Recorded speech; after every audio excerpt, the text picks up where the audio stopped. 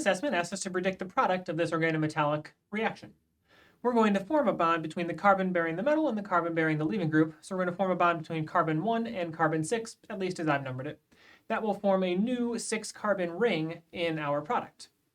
We need to be very careful about the stereochemistry of the product that we draw, given that there's stereocenters in the molecule.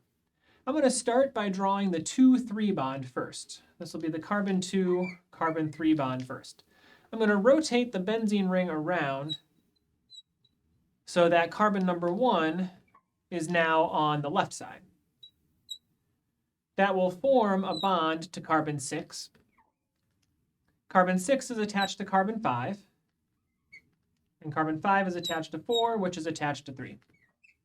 We want to be very careful about these two methyl groups that we add and their relative stereochemistry. The 3, 4, 5 sequence is the same in the starting material in the product, so carbon number 4, the methyl group, will be on a dash. To put carbon 5 here and carbon 6 straight up, we need to rotate around the carbon 4, carbon 5 bond. By rotating around the carbon 4, carbon 5 bond, that methyl group on carbon 5 will also get rotated onto a dash.